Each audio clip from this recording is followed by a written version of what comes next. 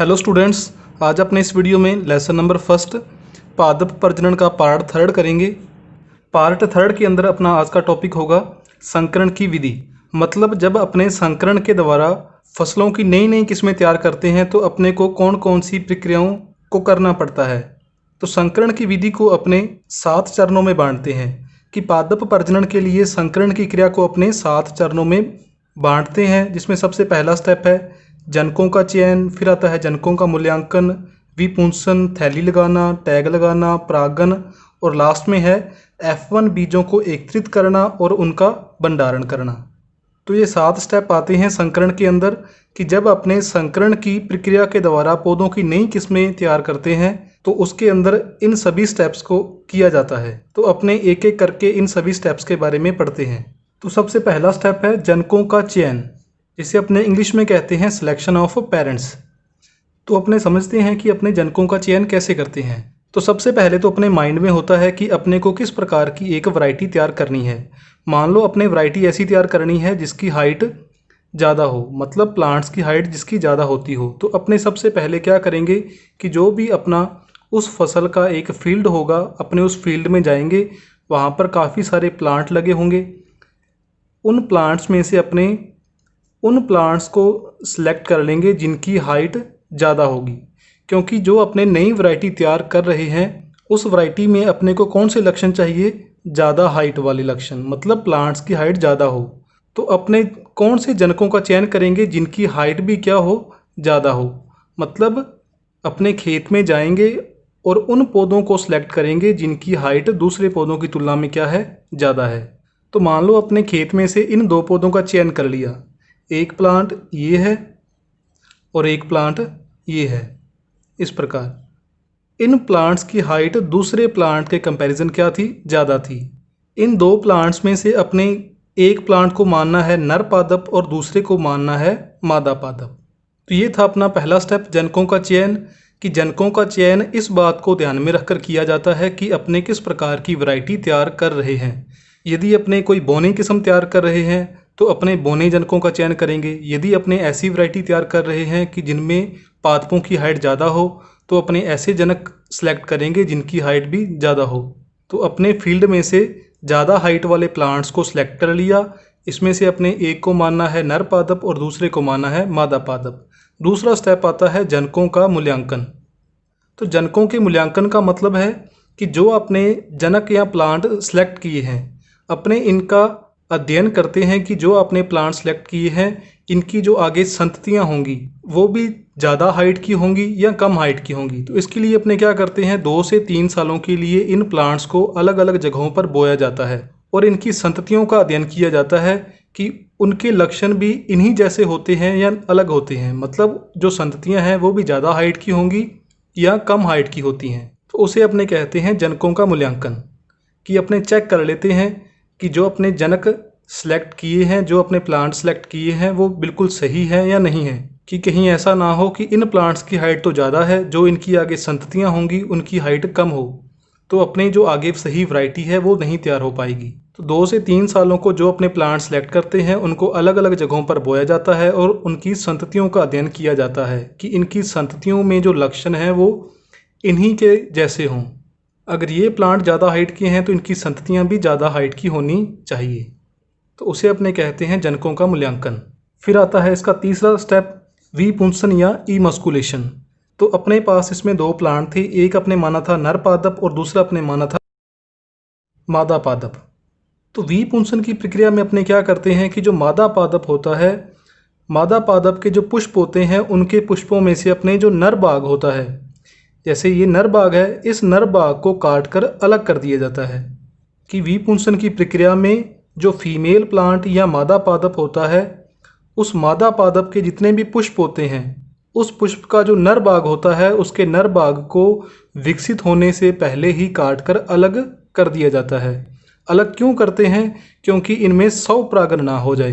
क्योंकि अपने संकरण की प्रक्रिया में करना क्या है कि जो अपने 2 प्लांट सेलेक्ट किए हैं इनके बीच में अपने परपरागन करवाना है, कृत्रिम परपरागन करवाना है। तो इसीलिए कि जो मादा प्लांट है इसके नर भाग को अपने काट कर अलग कर देते हैं, कहीं पर इनका स्वपरागन ना हो जाए। तो स्वपरागन की प्रक्रिया को रोकने के लिए अपने नर बाघ को विकसित होने से पहले ही काटकर अलग कर देते हैं, तो इसे कहते हैं अपने विपुंसन। और विपुंसन की प्रक्रिया आपने सिर्फ और सिर्फ फीमेल प्लांट या मादा पादप के अंदर ही करनी है। फिर नेक्स्ट आता है अपना चौथा स्टेप, थैली लगाना। तो थैली लगाना के अंदर क्या करते हैं कि अपने पास दो प्लांट थे, एक था मेल प्लांट, दूसरा था फीमेल प्लांट। फीमेल प्लांट में अपने विपुंसन की प्रक्रिया कर दी, मतलब जो इसमें मेल बाघ था उस मेल बाघ को अपने लास्ट स्टेप के अंदर काटकर अलग कर दिया। जो मेल प्लांट था इसके अंदर दोनों पार्ट हैं, फीमेल पार्ट भी है और मेल पार्ट भी है। और जो फीमेल प्लांट है इसके अंदर जो मेल बाघ था उस मेल बाघ को अपने काटकर अलग कर दिया, मतलब विपुंसन की प्रक्रिया अपने इसमें कर दी। तो इसके बाद अपने क्या करते हैं, जो फीमेल फ्लावर है और जो मेल फ्लावर है उनको एक प्लास्टिक की थैली से अपने कवर कर देते हैं इस प्रकार। और ये मेल फ्लावर, फीमेल फ्लावर और मेल फ्लावर दोनों को अपने एक प्लास्टिक की थैली से कवर कर देते हैं। कवर क्यों करते हैं? फीमेल फ्लावर को तो अपने इसलिए कवर करते हैं कि किसी अवांछित पादप के परागकण इसके वर्तिकाग्र पर ना आ जाएं, क्योंकि अपने को सिर्फ इन्हीं दो पौधों के बीच में संकरण करवाना है। मतलब इस पुष्प के जो परागकण हैं ये इस पुष्प के वर्तिकाग्र पर आने चाहिए। तो जो फीमेल प्लांट है इस पुष्प के वर्तिकाग्र पर किसी अवांछित पौधे के परागकण ना आ जाएं, इससे बचने के लिए उस पौधे के जितने भी पुष्प होते हैं उन पुष्पों को अपने एक प्लास्टिक की थैली से अपने कवर कर देते हैं। और जो मेल प्लांट है, मेल प्लांट के जितने भी फ्लावर हैं उनको भी अपने एक प्लास्टिक की थैली से कवर कर देते हैं। इनको इसलिए कवर करते हैं क्योंकि इसका जो मेल बाग है, मेल बाग खराब ना हो जाए। जितने भी एनवायरमेंटल फैक्टर हैं या वातावरणीय कारक हैं कि बरसात या आंधी के कारण जो इसका मेल बाग है वो मेल बाग खराब ना हो जाए, तो इसलिए मेल प्लांट और फीमेल प्लांट के जितने भी फ्लावर्स होते हैं उनको एक प्लास्टिक की थैली से कवर कर देते हैं। उस प्रक्रिया को कहते हैं थैली लगाना। और पांचवा स्टेप आता है टैग लगाना। इस स्टेप में क्या करते हैं कि एक रस्सी की सहायता से इन दोनों प्लांट्स के साथ एक टैग लगा दिया जाता है। इस प्रकार दोनों प्लांट्स के साथ एक टैग लगा दिया जाता है और इस टैग के अंदर उन सभी पॉइंट्स को नोट कर दिया जाता है जो ज़रूरी होते हैं। जैसे क्रमांक संख्या लिख दी जाती है कि ये कौन से नंबर वाले प्लांट हैं। इनमें लिख दिया जाता है कि इन प्लांट्स में विपुंसन की प्रक्रिया कब की थी। इनमें लिख दिया जाता है कि ये पुष्प कब मैच्योर होंगे, मतलब इस तारीख को ये प्लांट बोया गया था और इस तारीख तक लगभग ये विकसित हो जाएगा। मतलब जितने भी जरूरी पॉइंट होते हैं वो सभी पॉइंट इस टैग पर लिख दिए जाते हैं दोनों प्लांट्स के। और नेक्स्ट स्टेप आता है परागन या पॉलिनेशन, कि जब ये दोनों प्लांट विकसित हो जाएंगे, मतलब इन प्लांट्स के जो पुष्प हैं वो विकसित हो जाएंगे, तब इन प्लांट्स की जो थैली थी, प्लास्टिक की थैली थी, उस थैली को रिमूव कर दिया जाता है, मतलब अलग कर दिया जाता है, हटा दिया जाता है। और उसके बाद इसके पराग कोश में जो परागकण हैं जो अब विकसित हो चुके हैं उन परागकणों को एक ब्रश की सहायता से उठाकर इसके वर्तिकाग्र पर छिड़क दिया जाता है इस प्रकार। और ये जो परागन की प्रक्रिया है ये सुबह की जाती है लगभग 9 बजे से लेकर 12 बजे के बीच में, क्योंकि ये समय 9 बजे से लेकर 12 बजे के बीच में जो सुबह का समय है ये महत्वपूर्ण माना जाता है। हमेशा जो कृत्रिम परागन है वो इसी टाइम के बीच में किया जाता है। कि सबसे पहले क्या करेंगे परागन की प्रक्रिया में कि जो थैली थी उस थैली को अपने रिमूव कर देंगे, हटा देंगे। और उसके बाद में जो मेल प्लांट था इसके परागकणों को ब्रश की सहायता से उठाकर जो फीमेल प्लांट था इसके फ्लावर पर या इसके वर्तिकाग्र पर अपने छिड़क देंगे, मतलब अपने कृत्रिम परागन की प्रक्रिया करेंगे। मतलब अब इस प्लांट के परागकण इस पुष्प के वर्तिकाग्र पर आ चुके हैं, तो यहाँ पर परागकणों का अंकुरण होगा और बाद में क्या होगा, निषेचन की प्रक्रिया होगी। मतलब यहाँ पर जो बीजांड आपको दिखाई दे रहे हैं, तो निषेचन के बाद यही बीजांड किसका निर्माण कर लेंगे, बीजों का निर्माण कर लेंगे, सीड्स का निर्माण कर लेंगे। और फिर लास्ट स्टेप आता है F1 बीजों को एकत्रित करना और उनको भंडारित करना, मतलब उनको स्टोर करना। कि जो फीमेल प्लांट है उसमें निषेचन की प्रक्रिया हो चुकी है, उससे जो बीज प्राप्त होंगे उन बीजों को अपने कहेंगे F1 बीज।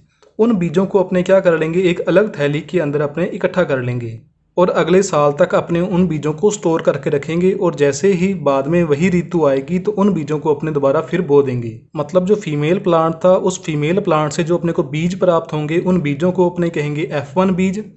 उन F1 बीजों को अपने एक थैले के अंदर इकट्ठा कर लेंगे और अगले साल तक अपने स्टोर करके रखेंगे। तो संकरण की विधि में ये अपने 7 स्टेप पड़े हैं।